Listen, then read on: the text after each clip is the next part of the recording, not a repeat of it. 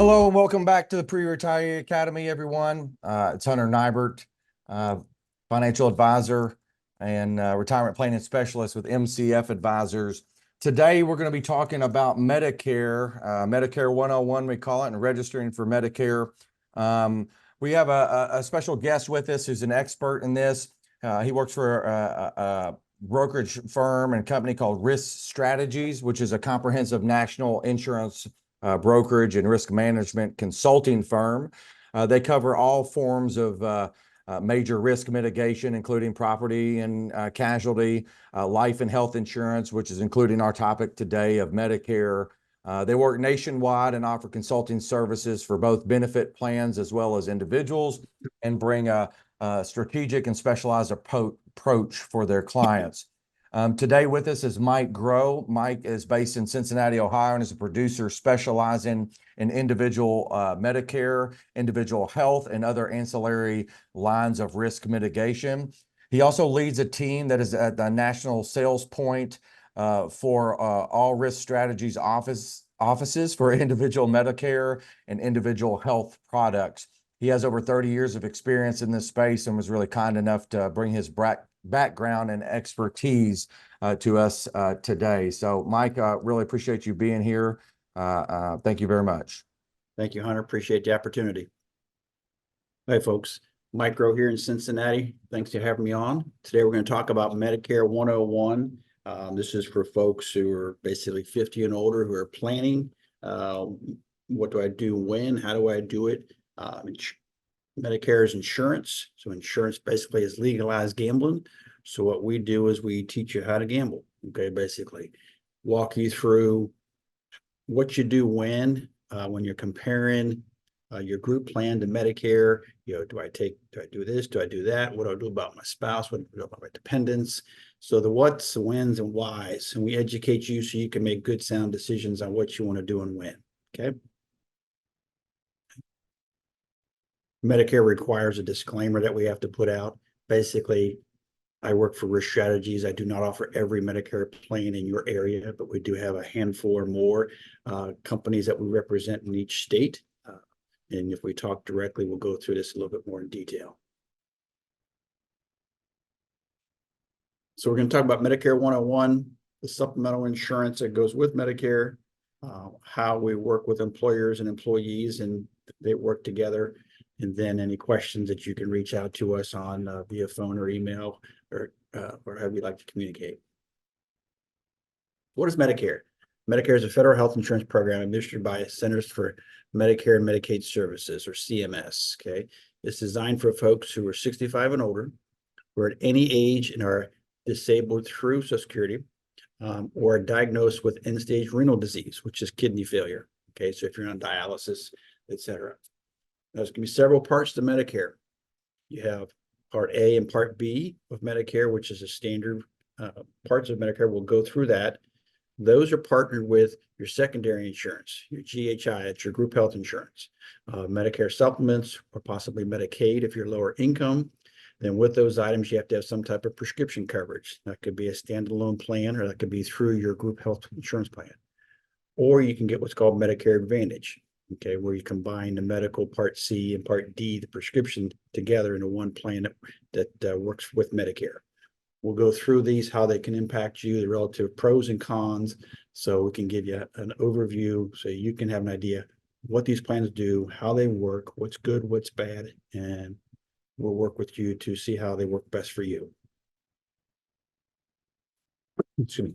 When you apply for Medicare, if you are 62 or older, and you're turning 60, I'm sorry, if you start your check when you're 62 or older, but prior to age 65, whether it's your Social Security check, your railroad retirement benefits, your Part A and Part B with Medicare will start automatically the first of the month that you turn 65. Okay. Now, if you're on a group plan, you can stop Part B. Okay, and you can delay that if Part B and staying on a group plan, if it makes more sense to stay that route rather than starting A and B. If you start Part A, you cannot undo that. Okay, so if you're starting your check early, kind of changes a few things on what your options are, what you got to do when you turn 65. If you are not getting either one of those checks, you have what they call the initial enrollment period. This is a 7-month window, 3 months before your 65th birth month, the month you turn 65, and then 3 months after. During this time is generally when you're going to make some sort of election to get A and B, to get A, delay B, or to delay both. Okay, and these are the options we'll walk you through. Okay? If you are covered under your own or your spouse's current employer group plan, then depending on that group size and depending on some personal situations we'll walk through, you may delay A and or B. Once again, but if you're getting your Social Security check, you cannot delay A. What is Medicare Part A and B? So Medicare was never intended to pay for 100% of all healthcare costs. It covers the lion's share, but there are some gaps. Okay, Medicare does not cover non-medically necessary services or care outside of the United States in a lot of situations. Okay, a lot of what ifs there. The non-medically situation, that's going to be stuff that you know is not covered, stuff that your group plan doesn't cover. And it's not, could be elective items or holistic items, things of that nature, but your medically necessary items, you're not going to have any issues with. Part A is your hospitalization. Most of your claims are going to be for inpatient hospitalization, meaning you're actually admitted to the hospital, or you're admitted to a skilled nursing facility, or you receive home health care, or you receive hospice. Okay. Part B is basically everything else. Okay. So your outpatient services, anything provided by a doctor or any type of provider, your preventive benefits, durable medical equipment, ambulance rides, chemotherapy, all those things that are going towards your medical deductible now, other than staying at one of those facilities under Part A. Okay, so a big bucket of things under Part B. Your preventive items are going to be very similar to what you're used to on a group plan. Okay, your tests that you're supposed to be doing on a regular basis, where it's every year, 2 years, 3 years, 5 years, those are generally going to be paid for by Medicare. Okay, there are a few examples here and there that would count towards your deductible, but by and large, it's going to follow the same suit that your group plan that you're used to. Okay, a few examples here: your flu shots, your pneumonia shots, hepatitis Part B hepatitis B vaccine, excuse me, and other items like that. There's a book that you can read, or it'll be sent to you when you turn 65, called Welcome to Medicare. When you turn 65, they're really going to push the first 6 months to do a lot of these well-care checks. Similar like when you see a new doctor for the first time and they want to get to know you a little bit better, so they do some extra items. They're going to push that when you first turn 65. And a unique item with Medicare is they do cover your diabetic testing supplies. Okay, so those are going to count toward the medical Part B, and normally those are going to be paid for in full. Okay, but Medicare.gov or the Medicare New Handbook will give you a complete list of these different items on the preventive care and et cetera. Okay. So 2024 figures, Medicare will change these numbers every 2-3 years. Okay. Sometimes there's a little change, sometimes a little bit more than a little. So you have to be aware of these, but Part A is, for the most part, it's going to be zero premium, because we're assuming that you or a spouse that you're piggybacking off of has paid enough into the Medicare system, you've worked 10 full quarters, et cetera. Okay, so most people, the premium is going to be zero. If you moved here from another country recently, or maybe you're the spouse who did not work, there could be a premium associated with this, but probably 99% of the folks are going to be zero premium on their Part A.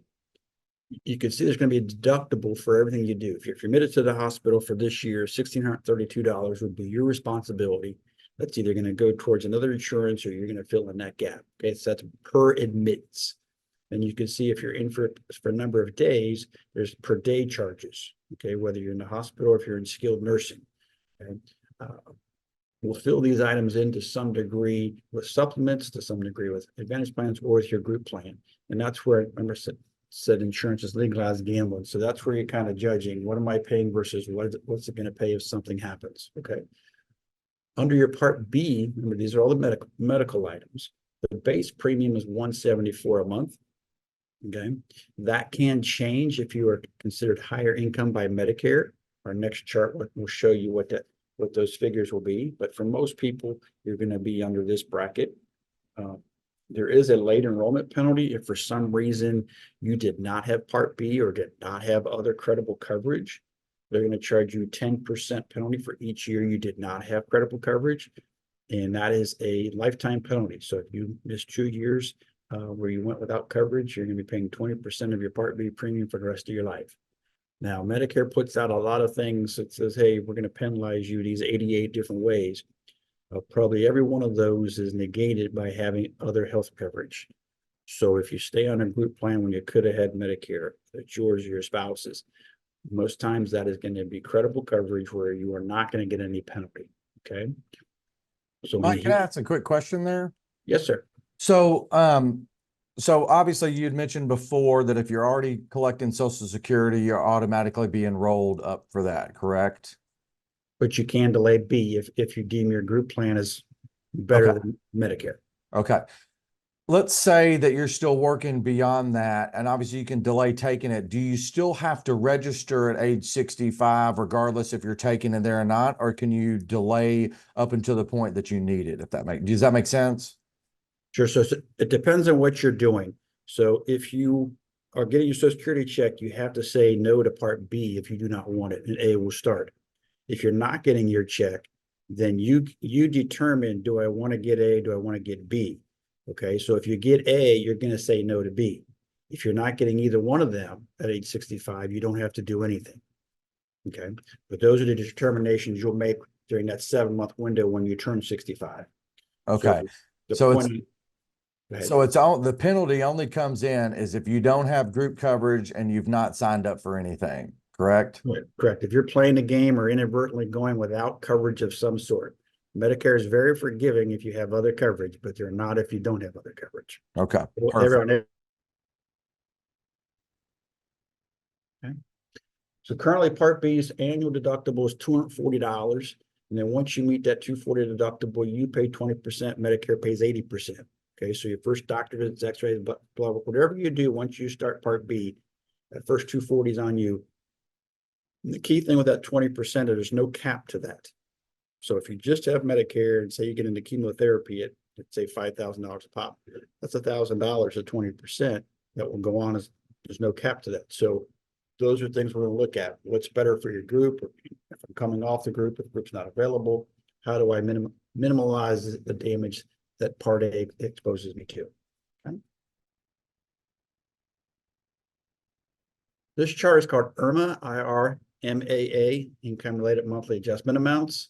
Basically, this is Medicare saying, hey, if we think you make X amount of dollars, we want you to pay more because we believe you can pay more. Okay. So this is your adjusted gross income. And if you apply for Part B in 2024, they're going to use your 2022 tax return. You're looking at your adjusted gross. So we've got two columns there. If you're filing single, if you're filing as a joint. There's also if you're married, filed separately, but that doesn't happen very frequently. So we just kind of focus on these two. You can see if you're a single person, if you're less than 103 or a couple less than 206 a year, your base price will be that 174 a month.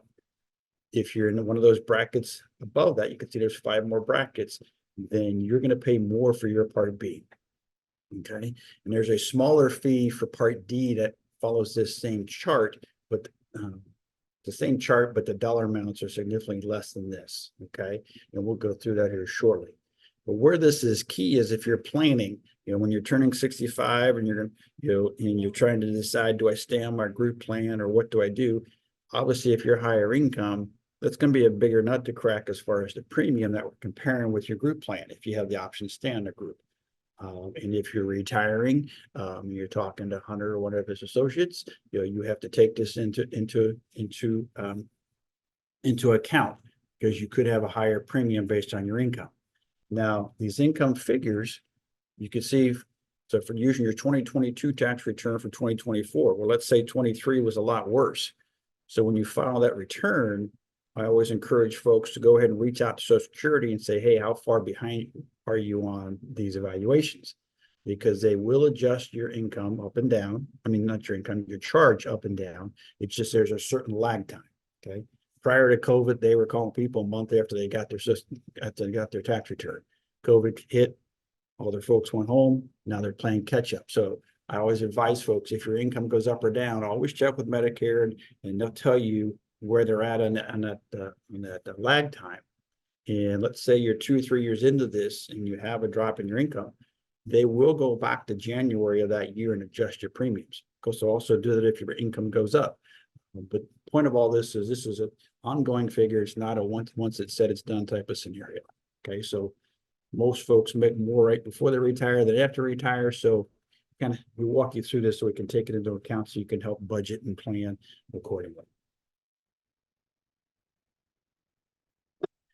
So if you have A and B available to you and you have group health insurance available to you, we're comparing side by side your premiums, exposure to claims, what's your usage, etc. Okay, so a couple considerations. Where do you work? Or where does your spouse work? Whatever plan that you're on. Okay, so small versus large group. Now this relates to the number of employees. So if you work at a place where there's less than 20 employees, then for claims purposes, when you turn 65, Medicare is what they call primary and the group is secondary. This means who gets the bill first, okay? If you're 20 or more, that's flip-flop. Their group is primary and Medicare is secondary. So if you're on a small group, there's a few things that come into play here. So normally, if you get A and you get B and you compare to supplements or the advantage plans that you can get for C and D to your group plan, normally those figures are less if you do it on your own versus if you stay in a group, okay? Because a 65-year-old in a small group normally has a fair amount of premium to it, okay? Well, 4 years ago, Medicare realized this was a problem, that a lot of folks were coming off, and because it was a better situation, what's the employer do as far as that compensation and helping with those premiums, okay? So 4 years ago, they determined that if you're a small group, the employer does not have to offer you group health coverage if you are Medicare eligible. Okay? Doesn't mean they can't, just means they don't have to. But they also have the ability to reimburse you if you were to come off the Advantage plan and your D premiums plus claims in a pre-tax fashion through an HRA. So it's kind of a win-win. Hey, if my premium's $1,000 on the group, it's $500 if I get a supplement. I'm just making up some numbers here. We just cut our bill in half. How do we make this work? And generally your supplement, if you get a supplement anyway, is generally going to be a better coverage in your group plan and more times than not. So that can come into play if you're in a small group. So it can be a win-win. And if you stay on the group plan and you're less than 20, if you do not get A and B and you stay on the group is not going to pay what A and B is supposed to pay when you have a claim. So that's why most people are going to get A and B and come off. Now, say you have a younger spouse and that spouse does not have, or a dependent does not have options to other good health coverage. Sometimes you will get Part B and stay on the group because you got to do that for your dependent. Okay, so these are all things we'll walk through with you. If the group is more than 20, okay, then the group is primary, Medicare secondary. So then we determine, okay, we generally don't need to get B and pay that premium because it's probably not going to see a claim because the group's going to take care of it, okay? But what about A? If you are in a health savings account plan and you and or the employer is contributing, you can't have Part A or B and get a contribution into an account under your name. So you'd have to delay A and B so you can keep getting that contribution, and the group will be primary, et cetera, okay? Now, if you do that, I said earlier, you can start Part B at any time if you delay it. So say you delay it at 65 and at 67, you're retiring because you stayed on the group plan, you can get Part B to start whenever you choose. Okay? But if you delay A and sign up for it later, what will happen is Medicare will backdate the Part A effective date 6 months from the date you apply. So let's say it's October of 24 and you're retiring January 1st of 25. You turn in your paperwork for your part, and say you're 67. You turn in your Part B paperwork to start for 1/1. You can do that within 90 days. So in October, you turn that paperwork in, it starts for 1/1, but they're going to backdate your Part A to April. So if you contributed, a company contributed to the HSA during that time frame, you can be taxed and taxed as income, and they can charge you a penalty. Okay, so it's not a lot of money, but it's money. So if you know you're going to be delaying your A and B, we want to have this conversation with you. So make sure that you stop your contributions 6 or 8 months ahead of when you think you're going to be leaving, if possible. Okay. Now we don't always know when we're going to leave or when the plan's going to leave us. So there could be some money, fees and taxes there, but in general, we're going to plan ahead for that. Okay. Now, there's no fee for Part A. So the reason Medicare does that is to protect you, to make sure you have at least hospitalization coverage if for some reason that group plan is not in play. Why they pick 6 months and all that, I don't know, but that's the game that we play, is being aware of that time frame. Okay. So moral of the story on this page, if you're a small group, most likely to come off because the numbers point you that direction, unless maybe you have a younger spouse or dependent. If you're over 20 employees, considered a large group, you're generally going to stay on the group, okay? Because generally they got the little bit better group plan premiums to generally get more help from your employer, et cetera, okay? But once again, this is where it gets real personal. We want to make sure that your situation is spelled out so you can understand it properly.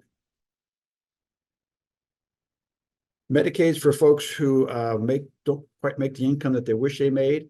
Basically, Medicaid has 4 or 5 levels of need, depending on the amount of income that you make, where they will help fill in the Part A and Part B premiums, deductibles, et cetera. Okay.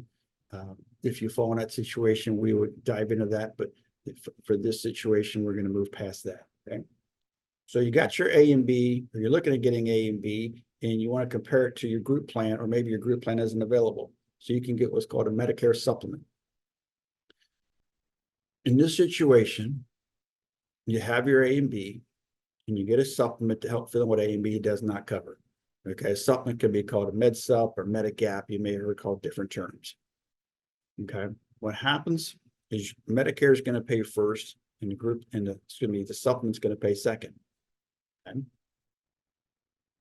What happens with the supplement is all the plans are identical. There's going to be 10 plan options that a plan can sell in a given state. Now, the carrier does not have to sell all of them, but if they sell one of them, we'll use Plan G as an example. So Plan G is identical no matter who you buy it from. Okay, whether you buy it through me, you call a company direct, or you talk to your buddy down the street. The only difference between the companies is the premium they charge for that plan. Okay, and do they offer anything extra? There's some add-ons for dental and vision, things like that, which are very rare in this situation. Okay. When you go this route, Medicare has that as primary. That means there's no network. So you can go to any doctor or facility that accepts Medicare within the United States. Okay. So other than maybe New York City or West Palm Beach, Florida, where you have a higher income per capita, there's a few doctors there that pick and choose their patients and just charge cash. You're generally not going to have any issue. Okay. So Medicare is primary, no network.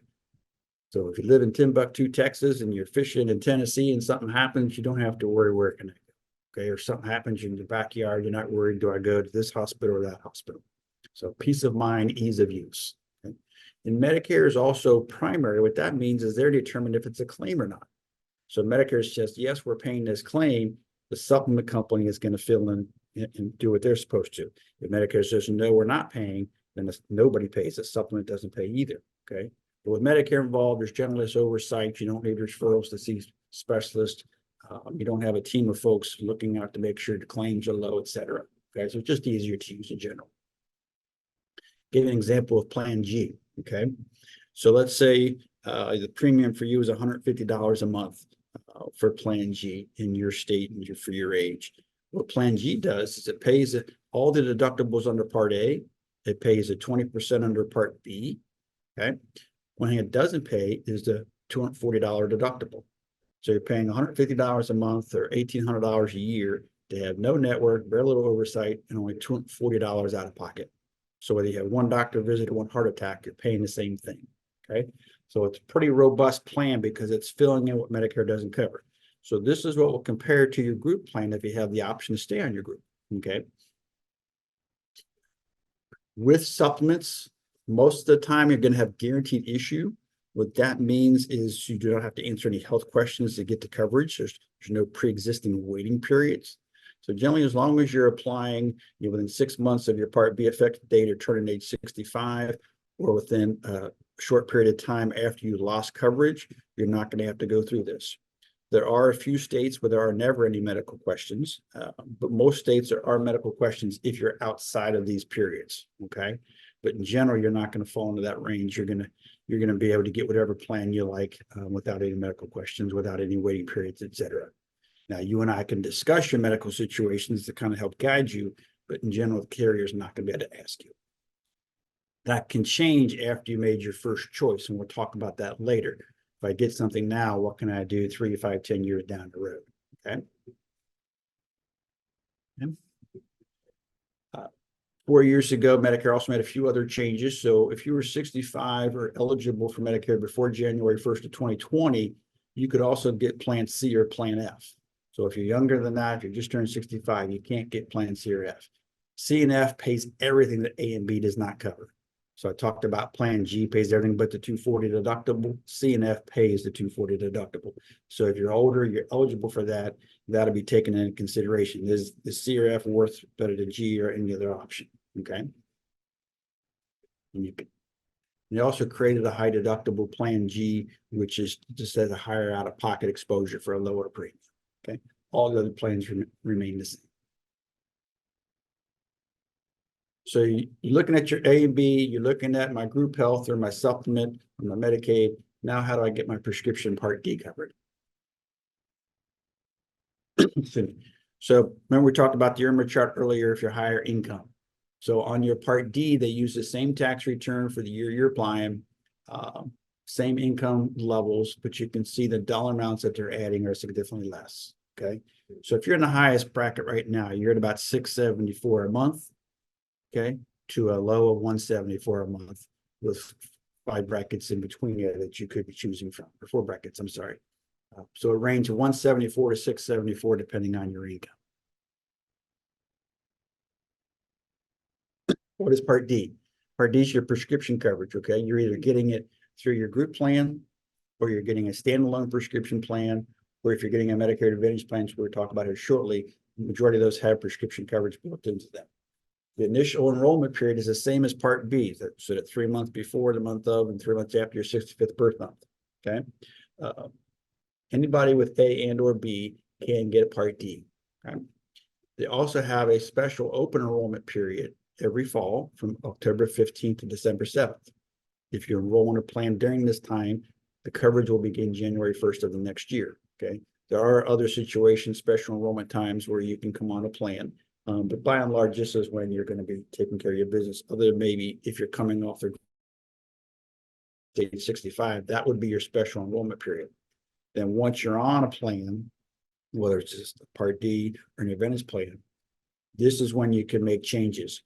So going back to that supplement in Part D, if you're going that route, your supplement plan, you're generally going to keep as long as you want to keep the plan. The premiums do change about 3 or 4% is the national average, or they'll go up a few bucks each year based on your age. So you kind of own the supplement. The prescription plans, if you get a standalone Part D, you just are just renting that plan for that year. Okay, so we can run reports and say, hey, here's what your 2 or your 5 or your 10 or your 20 medicines, whatever your situation is. Here's the best plans. Here's what it's going to cost you, et cetera. And you can spell it out for the rest of the year. But you can change that plan every year in the fall. And there's never any medical questions to change a Part D because you're truly just renting that plan for that year. Okay. And each prescription plan under this scenario covers at least 2 drugs for every ailment. Okay.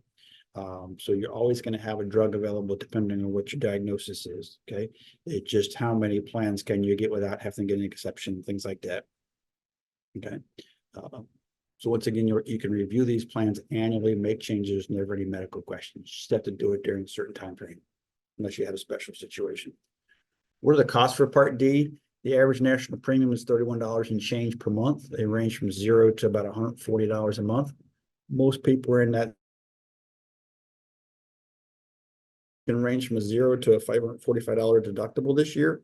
That is not per drug. That's a cumulative dollar amount, and it's generally brand name and above. So if you're taking some statins, some generic, medicines, you're generally not going to have to worry about a deductible of any sort.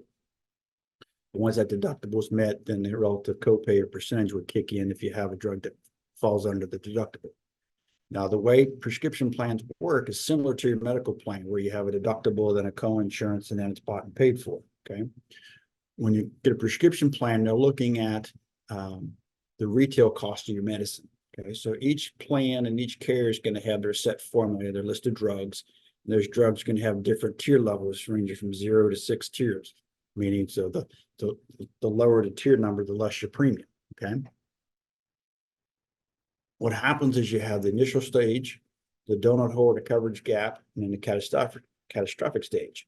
When you're in initial stage, you have your deductible or not, depending on your plan. Then you're going to have a copay percentage based on your medicines. Okay, you'll pay those copays percentages. The carrier keeps track of the retail cost. If the retail cost of your medicines gets to $5,030, not what you pay, but the retail cost, then that kicks you into the donut hole or the coverage gap. For this year, coverage gap means you pay 25% of the retail cost. Okay, so all your copays and percentages that you paid initially are going to go away. So whether it's a $1 drug or a $1,000 drug, you're now paying 25% of that retail. Okay, that will continue until you get to $8,000 of retail cost. If you get that high, then that gets you in the catastrophic stage where now you pay 0%, company pays 100% for your covered drugs. Okay, so similar to your medical plan. So when we run these reports for you, I was talking about, we can show you what you're going to pay when. Are you going to hit the deductible? Are you going to hit the max out of pocket? Are you going to hit the donut hole, and when? Okay, it's just a guide, so it can change depending on your need and how often you fill your medicines, but we give you a guide to run on so you can kind of budget and see, hey, what's this going to cost me? Now, there isn't a hard number for your max out of pocket because everybody's prescriptions are different. So your cost of that $8,000 retail, if you have that much in medicine, can vary, but about $3,200 is a safe benchmark to say, hey, if you have a bad year, this is what you can kind of budget on spending. I mean, what's my portion of that 8,000 before I'm done? Okay. So as I said, all plans have different cost structures and formularies. So when you want to evaluate these each year, there is a late enrollment penalty. So for some reason you did not get Part D coverage. So if your group plan is not credible, or you did not get the coverage on your own, which we have some people who asked to do that, they do charge $1 of that $31 average premium for each month you do not have coverage. That comes to about $4.50 for each year that you missed. Okay, that they'll charge you for the rest of your life. So if you miss 2 years, they're going to charge you about $9 a month for the rest of your life for not having Part D. Okay, so plans at zero premium at $5, $10 a month, even if you're not taking any medicine and we're working with you, we're going to get you on one of those plans because you never know what might happen. You don't want to be without coverage, and on January 2nd, you need a medicine because you can't get coverage until the end of the year. So for very little premium or no premium, we set you up so you don't have that penalty, you don't have that exposure of not having coverage. Okay. So as I said, you want to review your plans each year. You do have mail order options. Some of the plans have network where they have preferred or non-preferred pharmacies, so there can be a difference on where you go. So we always look at 4 or 5 pharmacies in your area so you can see if you have Kroger's, is it better than Walmart, is it better than Walgreens, better than CVS, whatever scenario, okay? Because there can be a big difference from carrier to carrier, from pharmacy to pharmacy. Sometimes very little, sometimes a lot. We'll walk you through that so you can see how the game's played, okay? Kind of hit these points already, so we're good to go there. Okay. Medicare Advantage, okay? This is a whole other option. So you got your group plan. Let's say you're 65, you're still working, you can stay on your group plan. We look at your group benefits. We just talked about your supplement and the Part D benefits. We'll look at that to compare with the group. Now, the third option is Medicare Advantage plans, okay? With Medicare Advantage plans, you have to have Medicare A and B, okay? And your plan is based on the county where you live. Okay, so if you live in one county, your twin brother lives in the next county over in the same state, you may have different options. Okay? There's no age or medical restrictions, so there's never any medical questions when you go on an Advantage plan. And the plans are all identical, whether you're 65 or 95 years old. Okay. With an Advantage plan, what happens is you have to have your A, B, you pay that B premium, but like in the supplement, you're going to use that card because they're actively going to help you paying claims. They're primary. When you go to Advantage plan, you still have to pay the premium, still have to have your card, but you're never going to use it. What happens is Medicare, if you sign up for an Advantage plan, Medicare is going to pay that insurance company a monthly fee for each month that you're on the plan. Basically, what Medicare is doing is they're paying the insurance company to take care of you. Okay, the figure is about 10 grand a year. So Medicare is basically saying, hey, we think Joe, it's going to cost more than 10 grand a year in claims and processing claims, et cetera. The carrier's thinking, hey, we don't think Joe's going to cost 10 grand a year. So sure, we'll take him on. And then we talk about legalized gambling. Okay. So the carrier is getting 10 grand a year roughly for every person who signs up. So their business to make money. So their task is to come up with a plan that's nice enough that you like it, that you sign up, and it's nice enough that you keep it. So they keep getting that 10 grand.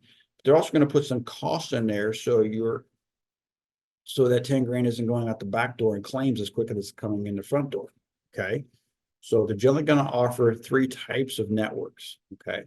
When I say a network, what this is doing is they're saying you have to use facilities that we have a contract with in order to get these preferred rates. If you go outside the contract, you may not have any coverage, or you may have to pay higher rates. Okay. So an HMO is one way. HMO means they're telling you where you can and cannot go. Okay. Like coupon to Kroger's, you can't take it to Target. Okay. If you're on an HMO and you go out of network, it's not an emergency, you have 0 health coverage. If it's an emergency, they're going to treat you as in network until that emergency is abated. Okay. So they're telling you where you can go. You stay in network, you're good to go. If you go out of network, it has to be an emergency. They're coming out, there's a lot of new twist. It's called an HMO POS. It's not on this sheet, but HMO POS stands for point of service. This means you have a network, but you can see facilities outside the network if they agree to terms and conditions of the plan and be considered in network. Or you could get a PPO. PPO means you could go in network or out of network. If you go out of network, you have coverage. Okay. You just going to pay more for the same services than if you were in network. Okay. So you're going to have higher out of pocket. You're not going to have the negotiated rates. You're going to pay more for the different services, but you do have a cap on the coverages. Okay. If you're on a group plan, or you've been on a group plan and you've never been on an HMO, this can be an adjustment. Okay. Knowing where you got to go, because you're thinking about where can I go now versus where might I need to go later. These networks, whether it's an HMO or PPO, are generally smaller than what you're used to on a group plan. Okay, not always, but more times than not, they are. Okay, majority of these plans have Part D benefits coverage built into the plan. That's what's called MAPD, Medicare Advantage Part D. There are some plans where you do not have Part D coverage. So if you have veterans coverage, or you have TRICARE that provides you prescription coverage, you may not need that additional coverage. So you can get Advantage plans without Part D. But the majority of them will have that covered. Okay. So you still have to pay your Part B like we talked about. And each plan, so what Advantage plans do is, so to supplement, you're paying extra premium to get better coverage.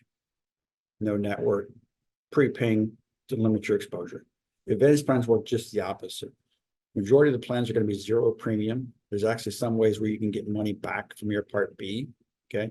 Or you may pay $30, $40, $50, $80, $100 in premium. But generally, if you go this route, you're going 0 premium. Okay. But then you're going to pay something for everything you do. So you're paying 20% or less for every line item bill you get, whether it's hospitalization, doctor visits, x-rays, blood work, all those things Part A and Part B cover. You're paying part of the bill. Then you're going to have a max out of pocket. What can all those things add up to before you're done paying, and the carrier pays everything at 100%. So remember, legalized gambling. Supplement, you're paying more up front to have greater access to care and have less out of pocket. Advanced plans, you're paying less to get the plan, maybe even nothing, but you're paying as you use it, and you have a risk that you're exposed to if you have a bad year claims wise. Okay. They're all covering, the Advantage plans are all covering the same items. They just massage the numbers on what they pay and what you pay. Okay. So they have various premiums, various networks, and various copays depending on where you're at and what plans are available to you. Okay. The Medicare Advantage has the same open enrollment period. The initial enrollment period, the 7 months, the 3 months before your birthday, birth month, and 3 months after, has the same open enrollment period as the Part D, October 15th to December 7th, where you can change from one to another for January. Okay.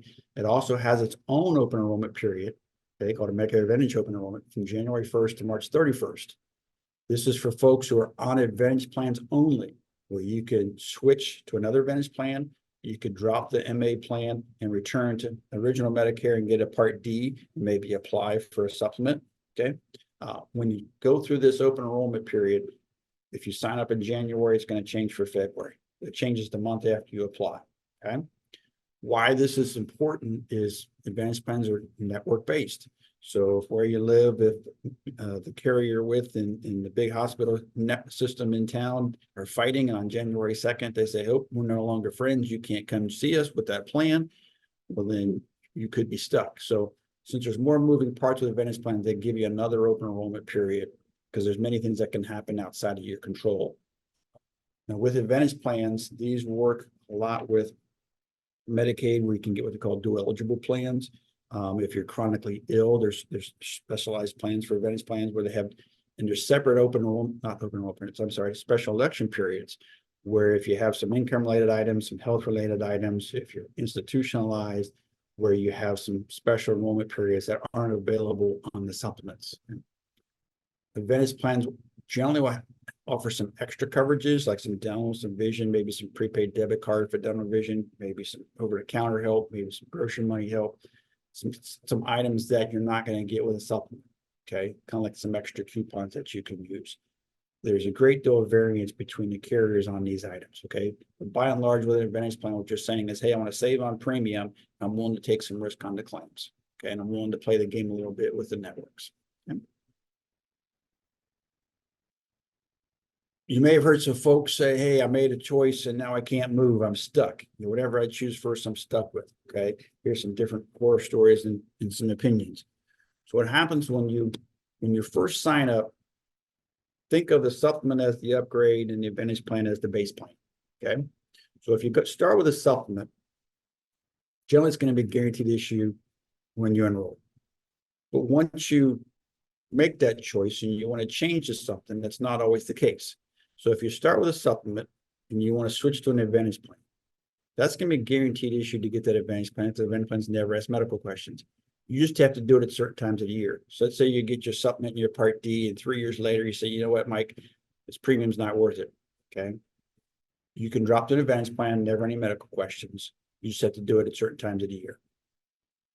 If you start with a supplement, then you want to switch to another supplement.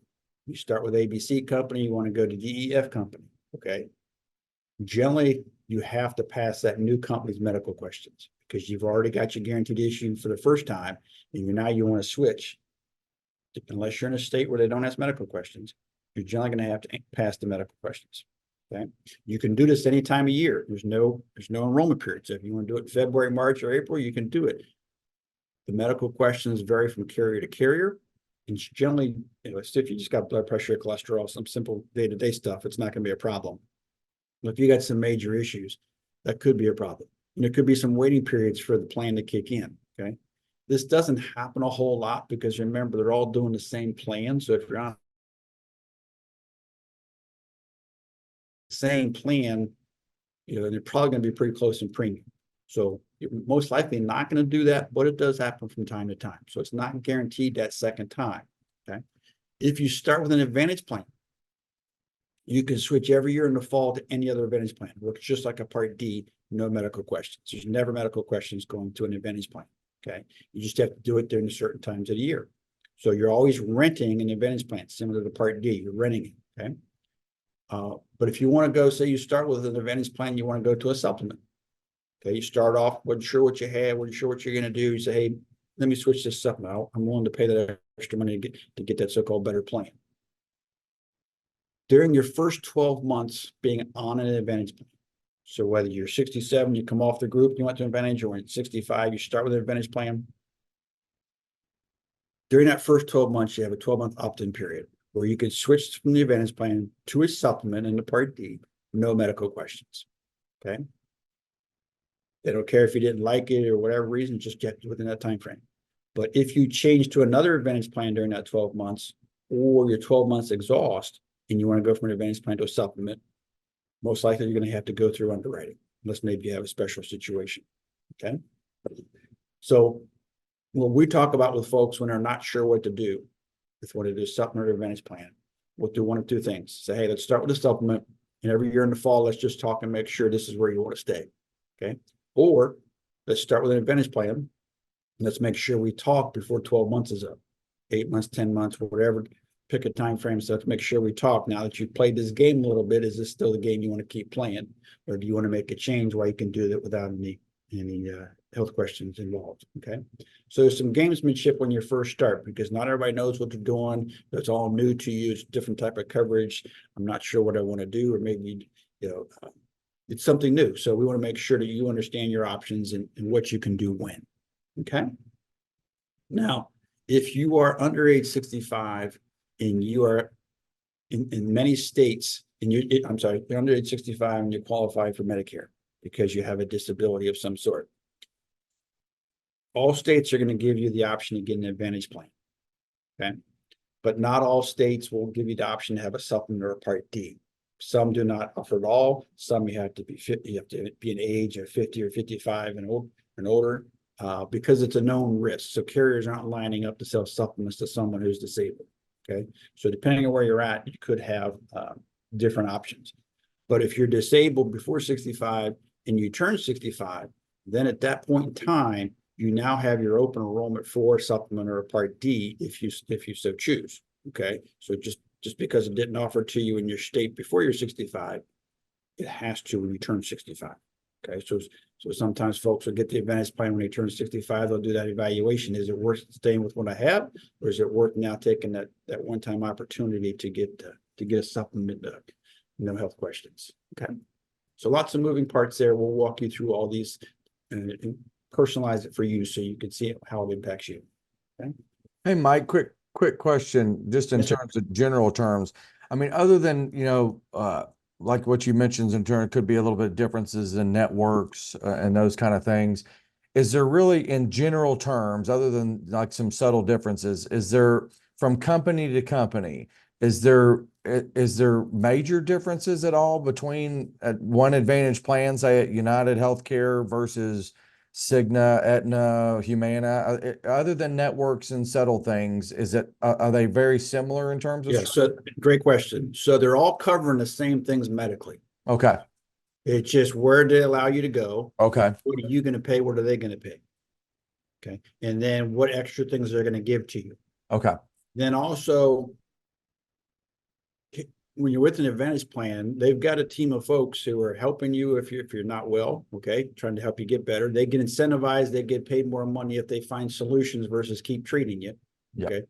But they also have different levels of where they're checking to make sure, do you need this test? Do you need this exam, et cetera, where the doctor has to pre-approve some things. So, but and then depending on where you're at, there's going to be a range of about 3,000 to about 8,000 on what your max out of pocket is. Yeah. Okay. So they're all doing the same thing. They're just moving the knobs up and down a little bit. Okay. All right. So, I mean, the only reason I asked that, I mean, I use my mother example. I'm not going to necessarily tell who her company is, but like it probably does, regardless of where you're at in that, sometimes it probably makes sense to review with someone like yourself whether what you're in now still makes the most sense for you, or if there's something that can be a little bit better within the same, even like Advantage within that. So reviewing that time to time probably makes sense, correct? Most definitely, because Advantage plans will change the little extras. They'll change some networks from year to year. Okay. So yeah, I always advise, take the 10, 20, 30 minutes, get your list of doctors, your prescriptions, your dentist, what things matter to you, and do that evaluation, because Advantage plans are all kind of doing the same thing, but you may need some more dental work this year. You may need a set of glasses. Maybe you got a surgery coming up. Okay. Yep. Or maybe you got an unknown hip problem or whatever, you might need to see another doctor, because that's the beauty of Advantage plans is you're just renting it. So there's no loyalty. Yeah. Okay. Perfect. That helps a lot. Thank you. It's a great question. Okay. My business, is just like every other business. There's some guys who don't do the right things. Biggest difference with Medicare is if I'm talking to you and your sister says, hey, have him call me if this guy's any good, or have him stop next door to me if this guy's any good, is we can't cold call, we can't go door to door, we can't give out cash, no high pressure sales tactics, things of that nature. We can't say we're from Medicare, or Medicare says, hey, buy this plan, things of that nature. Okay. If you ever come across this, get as much information as you can, report the person or persons to Department of Insurance. So just be unaware. Like every business, there's a few bad apples. Okay. The old adage, if it walks like a duck and talks like a duck, it probably is a duck. So just be aware of yourself in that situation. Okay. So how we work with individuals, with employers, is, and with agents like Hunter, is we try to work together with you guys. We want to be your answer person, okay? So that your HR person, if they say, hey, just call Mike, I don't know that answer, don't be alarmed by that, okay? We're looking for ways to help you, to help the employer. We're looking for win-win situations. So when you're turning 65, it may be a win-win for you and the company for you to come off. It may be a win for you, it may be a win for the company. We'll walk through those different items, okay? If you're in the HR field, communicate this information to your folks 60 plus for sure. If you've got some people who retire early and you're in that market or that space, go younger if you like. We also do the under 65 products, okay? But there's just a lot that has to go on. There's a lot of moving parts. So every situation is truly unique.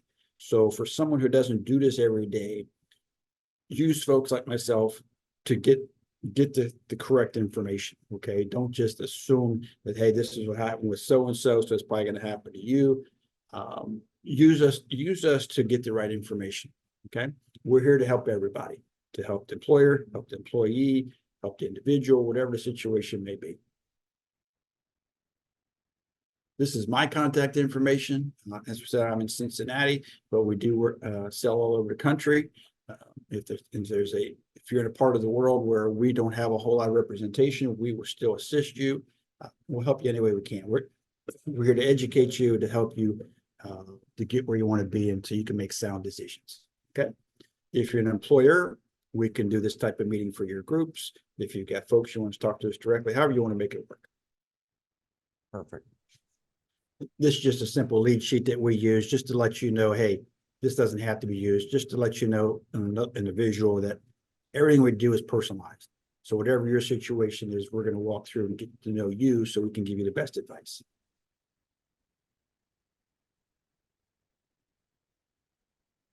Perfect. Well, thanks, Mike. That's incredibly detailed and really good information. One of the things that we talk about when we kind of start this thing, just so you kind of understand, and it really, having someone like you on here honestly takes it to the next level compared to the previous presentations of what I had. I mean, I learned several things today, but I think everything that this program and what we're trying to do is forward-looking planning. They've heard me say this, but Ben Franklin said, "Those who fail to plan to fail." And, for us, there's three questions, and they're going to get tired of me here saying it, but there's three questions that everybody who's, thinking about retirement has to answer. It's how much money do I need? When do I need it? And for how long? And the first one is really important on this because, we spend a lot of time saying that, one of your expenses shift a little bit when you get to retirement. And sometimes what you spent more money on, that starts to dwindle a little bit and you start spending that money on something else, say like healthcare. And one of the most difficult thing for any financial planner or advisor, there are better tools with the aggregation of data that we've had out there, but planning for that in terms of how much money you're going to spend is very difficult. And so, what I want to, just kind of reinforce is like utilize resources, utilize people like Mike that are forward looking out there. He's willing to talk to people, 55 and up. He says he routinely does it. I can't give you a more specific way of what your situation is going to look like when you get to retirement in terms of cost. And that's a huge portion of all of this when it comes to how much money do I need? Because certainly this is an expense that all of us are going to incur as we age and get older.